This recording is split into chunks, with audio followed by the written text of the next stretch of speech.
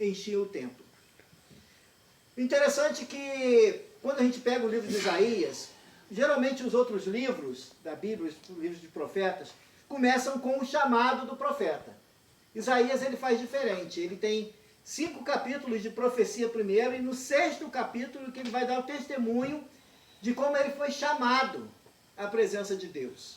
Então, nos primeiros 5 capítulos, ele vai trazer profecias, aquilo que Deus havia dito para ele, né, que deveria levar o povo. Mas no 6º capítulo, ele diz como foi o chamado dele. O chamado dele ficou mais para frente.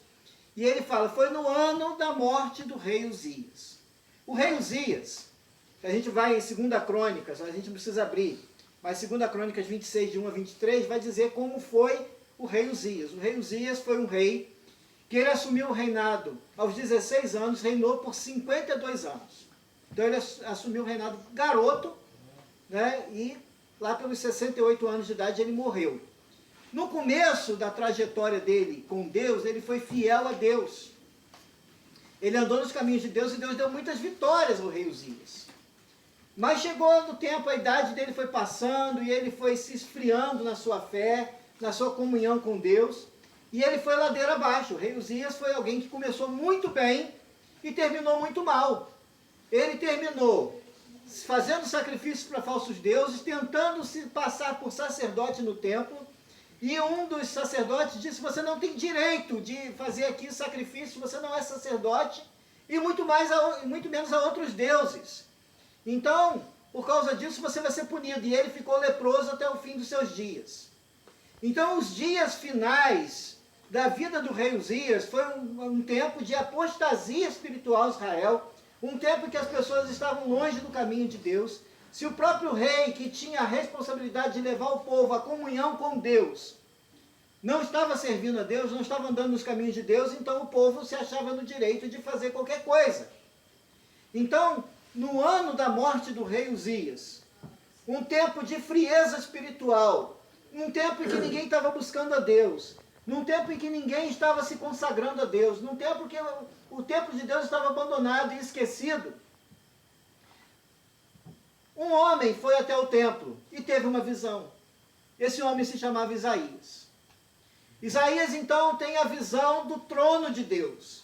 Ele tem a visão de que, embora aparentemente todas as coisas colaborassem para dizer que Deus estava afastado de Israel, que Deus estava afastado do seu povo, que Deus havia desistido do seu povo, Deus dá a ele uma visão. E essa visão é uma visão gloriosa, uma visão poderosa, porque ele viu o Senhor assentado sobre um alto e sublime trono. Ou seja, Deus estava acima de tudo, acima de todos. Aleluia. Deus estava no controle da situação, Deus estava trabalhando naquela situação. Deus não havia esquecido do seu povo. Talvez você possa olhar para a sua vida hoje e dizer assim, Deus se esqueceu de mim. Calma, Deus está assentado no seu alto e sublime trono, mas Ele está vendo a sua vida, Ele está vendo o seu coração, Ele está vendo a sua necessidade, Ele está vendo que enquanto há vida, há esperança. Eu costumo citar sempre isso aqui, enquanto há vida, há esperança. Deus está no seu alto e sublime trono. Deus está assentado no trono, mas também está no coração daquele que é contrito de coração, aquele que tem o coração quebrantado, aquele que se entrega diante dele. Isaías estava ali, naquela visão, vendo Deus assentado sobre um alto e sublime trono, e as abas das suas vestes enchiam o templo. Imagina essa visão de Isaías, ele vendo Deus assentado sobre um trono, e aquelas vestes de Deus estavam enchendo, cobrindo o templo. Era uma visão majestosa, gloriosa, era uma visão poderosa, era uma visão que eu fico imaginando, se um de nós tivesse uma visão dessa, a gente ia ficar em êxtase, a gente ia falar, que coisa linda, coisa maravilhosa. As vestes de Deus cobriam o templo. E aí ele tem a visão de anjos. E serafins eram anjos de fogo, anjos flamejantes. É o que significa serafim, anjos ardentes. Os serafins eram anjos ardentes, que tinham 6 asas, diferente dos querubins que tinham 4 asas, os serafins tinham 6 asas. E ele olha para aqueles anjos pegando fogo literalmente, ele olha para aqueles anjos flamejantes, e ele vê que esses anjos tinham 6 asas. Com 2 asas eles cobriam o rosto. Com outras 2 asas eles cobriam os pés. E com outras 2 asas eles voavam. E qual era o mistério de um anjo com 6 asas que voava com 2, cobria os olhos com 2 e cobria os pés com 2?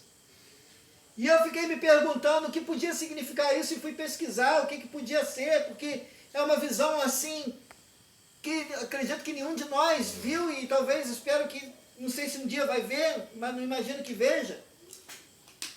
E esses anjos,